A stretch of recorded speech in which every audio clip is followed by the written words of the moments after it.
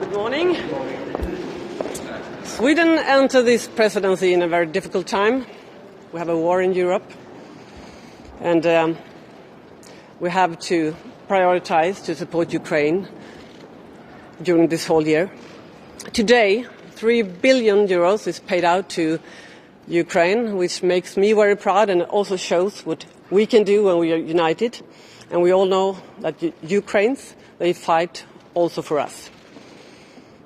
I will thank the Czech presidency because they have done a really good job on the Ukraine issue, but also on the whole last autumn. And we will promise to do our best to support Ukraine and to continue with all the work that the Czechs have achieved. We also have a difficult economic time in Europe. Many households and companies are very pressured right now. It's high inflation, high interest rates, and it's a pressuring time. We will do our best, all of our countries, but also in the Union, of course, to make it easier for households and companies. But we also have to have the long-term perspective so that we can strengthen the Union when it comes to competitiveness, when it comes to sound economic situation. One of the most important tasks for Sweden during this spring will be the economic governance review. That is important so that we really can be stronger in 1 and 2 and 5 and 10 years than we are today. That will be difficult, but I think it will be good for us to work with that, and I hope to cooperate with the Commission and every country so that we can come to a conclusion. Today at ECOFIN we will not have that issue. That will come in February, but it will be one of my priorities during the spring. Thank you. Vad har du för möte och förväntningar på dagens möte här idag? Det känns framförallt roligt att få börja. I Sverige börjar ju idag med det första rådsmötet, att få leda det. Jag möter mina kollegor och vet att det finns en väldigt beslutsamhet att klara av den här svåra situationen, både vad gäller kriget men också vad gäller den ekonomiska situationen. Vad säger du om frukostdiskussionen nu på morgonen? Den diskussionen kommer ju handla både om det ekonomiska läget men också om det som brukar kalla IRA, det vill säga Inflation Reduction Act. Det handlar ju om USA, vad man ju gör med den gröna omställningen och hur EU kan möta det tillsammans. Enligt Charles Michel som ju var i Stockholm igår så säger han till exempel att man bör förlänga SURE. Vad säger du om det där? Vi får återkomma till det. Det är många diskussioner just nu uppe på bordet och vi ska jobba tillsammans framöver för att stärka unionen. Vad väntar du dig för framsteg eller vad ska man säga för inspel vad gäller IRA idag? Jag menar, det är ju ingen formell punkt utan det är snarare någonting som det kommer snackas om i korridorerna och på frukosten och sånt. Men vad väntar du dig för att höra eller vad vill du höra från dina kollegor? Men jag vet att det pågår diskussioner runt om i alla länder just nu och vi måste ju komma tillsammans för att ha en gemensam ståndpunkt och det känns ju väldigt viktigt för mig som ordförande i ECOFIN men också för svenska ordförandeskapet att försöka samla ihop och göra det bästa av den här situationen så att vi faktiskt kan möta USAs förslag. Träffade kommissionen i förra veckan. Hur god koll har du på vad kommissionen kommer att komma med i slutet av månaden? Exakt vad man kommer att komma med återstår att se. Men det pågår en ordentlig diskussion och den kommer att fortsätta närmaste tiden. Jag ska göra allt vad jag kan för att leda den så bra som möjligt. Kommissionen har presenterat statistik över statsstöden under förra året som helt domineras av Frankrike och Tyskland. De har tillsammans 80% av statsstöden. Snedvrider det inre marknaden, konkurrensen på den? Så alla statsstödsregler har ju sina regler och ganska tydliga ramverk. Men det är självklart så att det bästa vi kan göra för att stärka konkurrenskraften handlar ju om, inte främst om statsstöd, det handlar om andra saker. Om regelverk och att se till att vi har fantastisk utbildningsstrategi i hela EU, se till att vi har en beskattning som gör att företag kan vara konkurrenskraftiga. Det är det första och främst. Sen så självklart så jobbar man inom de regler som finns med statsstöden. Det ser ingen risk med de enorma statsstöden och Frankrike vill ha ännu mera statsstöd. De vill ha nya industristöd. Massiva, sa han väl igår, Bruno Le Maire. Det här är ju en diskussion som pågår just nu och som jag ska också här men också hela ordförandeskapet diskutera på flera olika rådskonstellationer om hur vi ska ta oss framåt när det gäller att bli mer konkurrenskraftiga, kunna möta även liksom att vi också är en del av den här gröna omställningen. Så de diskussionerna fortsätter och jag kommer att leda det arbetet. Ja. France and Germany have huge state subsidy funds. What effect do you think will that have on the common market? We will see. Now, this is my first ECOFIN, and I will lead the ECOFIN during this spring. And I really hope that we will come together in unity to make the best of the situation, to make the whole union stronger. And as you know, it's a discussion of what era, or how you want to say it, and that will be an important discussion because we need to strengthen the European market. We have to be a strong part when it comes to transition, and we will have that discussion in this meeting, in the informal meeting, in the breakfast, but also during the whole spring. Would you support a European subsidy fund, and if yes, how big should it be?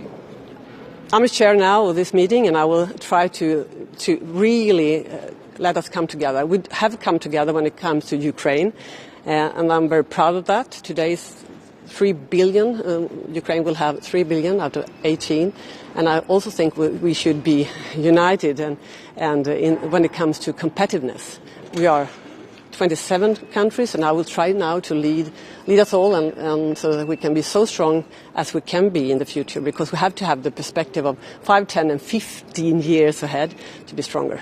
Do you understand? Thank you. I really need to go. Thank you very much.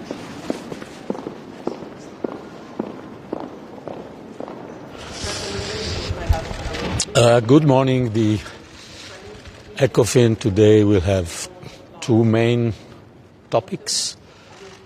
First, how to strengthen the European competitiveness.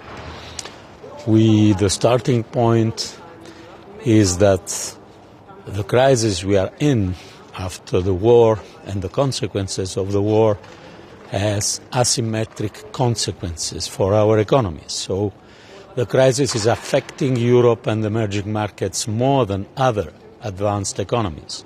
And this is why we have to strengthen our competitiveness, and we have to do so from one side streamlining our state aid rules, especially for sectors that are crucial for clean technologies and innovation, and also in parallel funding common projects, because this is essential if we want to strengthen our competitiveness without undermining our internal market and its level playing field.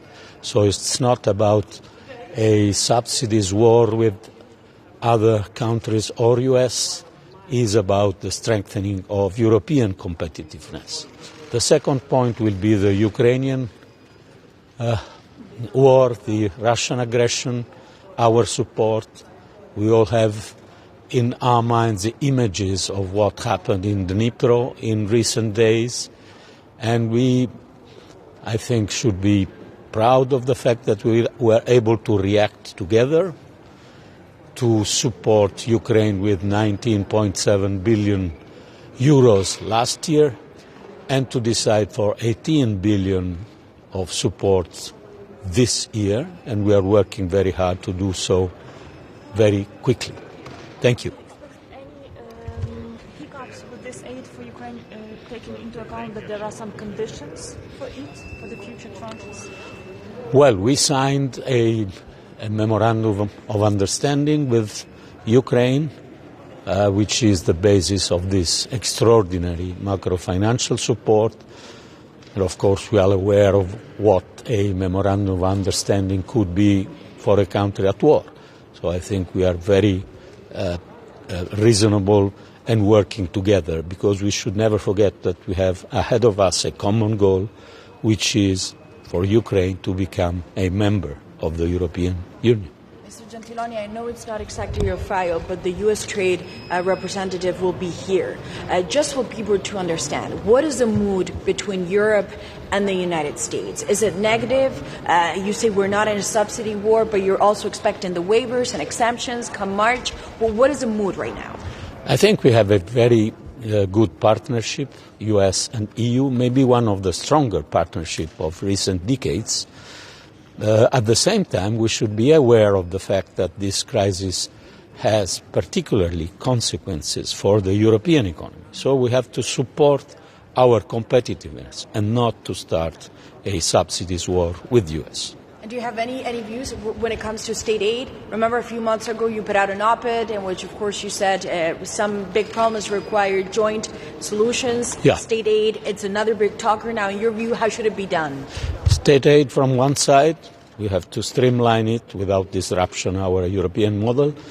But as we wrote in this op-ed, we need also common funding because the scale to strengthen our competitiveness in several areas needs to be a European scale. We can't react only at national level. National reactions are important, but a European one gives an added value that we shouldn't never forget. Thank you. That's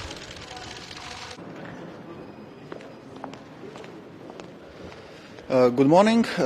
Looking forward for today's ECOFIN Council. Since it's a first council under the Swedish presidency, we'll obviously discuss Swedish presidency priorities, but it must be said those are closely aligned also with the priorities of European